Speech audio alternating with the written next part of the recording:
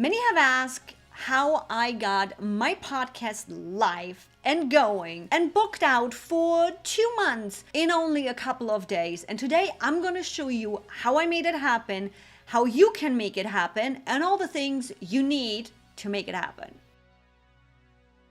That was a lot of make it happen. But what happened here? Okay, I'm seeing a trend here today. If you've been around, you know I had a live show. I always wanted to bring back my live show in a way that I can give you in multiple different ways. So not just as a video live show, but also as a podcast that fits into my mission of what I want to accomplish and all the things. And it has taken me about a year to wrap my head around how I want this podcast to look like. What's the focus? What's the mission? And who am I going to talk to? Now, it finally snapped and I figured out what I want this to be. And I was able to literally, from this aha moment to announcing the podcast, having 2 months of guests scheduled out within a day. It pretty much took me a day or two. And today I'm going to show you how I made this happen. And if you've been around, you might have seen part of the system that I built up on. So if you're like, Evie, what system are you talking about and what and why was this so easy? Watch one of my videos where I'm talking about why you need to stop using ClickUp to systemize your business. This is based on this because I had the system ready, but also how I handle my YouTube content creation, because I pulled from both of this video where I explained to you what's going on in my head when I do this and easily built this podcast out in 2 days. Now, let's dive in because you don't care much about what's going on in this crazy brain. You want to know how I did this, right? Cool. Now, let's dive into my ClickUp and let's start first with the system that happens behind the scenes that allowed me to get this done really quick. In ClickUp, what I'm using is a variation of our content creation template that you might have seen in another video. We have a folder in here for our Boss Your Business podcast, my wish list, the scheduled episodes, the submissions, which is a ClickUp form that is for pre-approved speakers that literally just have to send over their submissions. Then applications. This is a public form where everybody can apply to be a guest in my show. What I want to focus on is the approved speaker submission in here, as well as how we handle all the tasks that are going on. As you can see, the title of the show is the task name. We have a custom number field right in here, which is the episode. First name and last name, the email of the speaker. We have a live show stage where we use a drop-down field to prep, asset ready, schedule, and live done. These drop-downs are being used for automations that I'm going to talk later about. We have our URL where the YouTube video is going to be linked in. Our asset folder, I am talking about that in the content creation video. I'll give that to you in the end. Social media graphics, as well as the graphic folder. You don't need to show that here. It just needs to be referenced for an automation. So now what happens in here? Submissions, I have sent out a form to my peers. This is where I started. Let's start with the people you already know. Send out the form. They have submitted their information with the first name and the last name. These are text fields, then the email, the company name, company title, role, all of the information you need. The proposed show title is what becomes your task name. A short description. Let your guests tell you what they want to talk about. Let them put some effort in on what description would they give this show. Their speaker bio, any freebie they might want to promote on your show. Are they associated with the tool? Meaning if I bring Mike Alton in, he is associated with a Go Up Holds. What kind of association is that? He is head of strategic partnership. Are there any no-goes? Is there something you don't want to talk about? All of your social media links. Who else do you think might be a good guest? This is perfect for you to figure out who else you could bring onto the show. Anything else I should know? And then the acknowledgement that you allow me to use this content. Now, when this gets sent out, they pop right in here into my submission, and that's where I will be able to just pull them up once I'm like, cool, submission is done, let's get that into scheduled.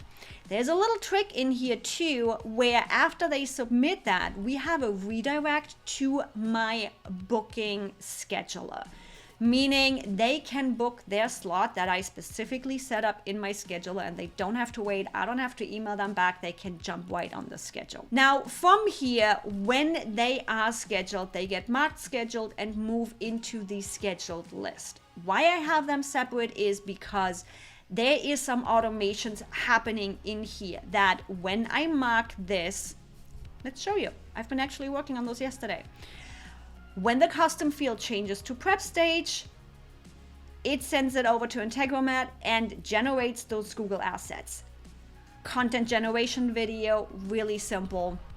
And there's a couple other automations going on in here. I will show this in a further video.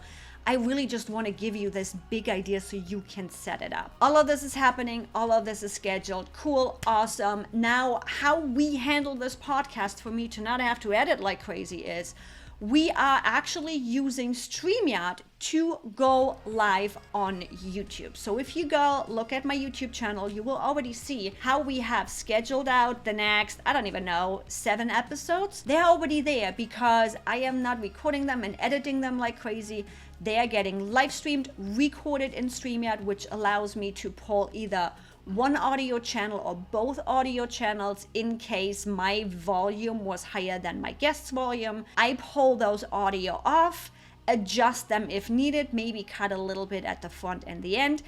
And that's all the editing that goes into my podcast. You are listening into a conversation on this podcast. There is no fancy, make it out all schmancy kind of thing happening. Then we upload this into Transistor FM. Why I chose Transistor FM, and I'm still on the trial period, so I can't show you in here. What I'm gonna be able to do is add dynamic audio. So when you join us live and you watch the live recording, you're gonna see that we are jumping right into the topic. There is no fancy an intro and outro and ads in between, because what I am going to do is all of the ads, all of the intro, all of the podcast fanciness is going to happen right here in Transistor FM, which also means my mid-roll ads for the podcast on promoting the upcoming book launch, which is happening in Q1. I can plug that in here when I'm ready to promote that. Till then, I can promote my upcoming all access group offering or anything in between, because it's dynamic. You can change it. You don't have to burn it into your recording. So now we easily recorded. We are not big editing. We are putting it up onto Transistor FM. And then we upload it also as a blog post to my website. Just like you see with the YouTube video, it's the same repurposing content process. You can watch that in the video that I'm going to link you in the end. Now, past that, we also, as you have heard me talk before, pull in the audio into Descript. Actually, you might want to pull in the video from YouTube into Descript, clean up that transcription, and you can add those transcriptions to your podcast too, and you really should do that. Then upload that transcription to your YouTube so YouTube is happy with you too. Then use that transcription in your blog post. See where I'm going with this? Cool. Now we got our systems ready in ClickUp. We have streamed our podcast recording live to wherever you want to stream it and downloaded it from StreamYard to plug it into Descript to run that transcript and clean up that transcript, upload it to YouTube, upload it to Transistor FM, use it in your blog post, and now here we are, and it's like, cool. What now? Simple. Descript allows you to generate micro content generically with audiograms and all kinds of stuff. We also use Missing Letter, which pulls every blog post that gets posted on my blog and generates a campaign around it. And we now easily post over the next 365 days, I think a total of, how many posts do we have? 18 posts that drive traffic back to my website, to the YouTube video that we recorded live, which also has the podcast embedded in it. I know this is a lot. This is a big process that can be really simple. So now that you have the big idea, start in the beginning, really start with your process in ClickUp. I do have this template in my academy. if you just want to grab it. And the process that's happening right here in ClickUp that I mentioned is mentioned right here in this video. There's some additional automations and all kinds of stuff going on in there too, so you might want to watch that. And if you haven't done so yet, hit the subscribe button. I want to see you in the next video.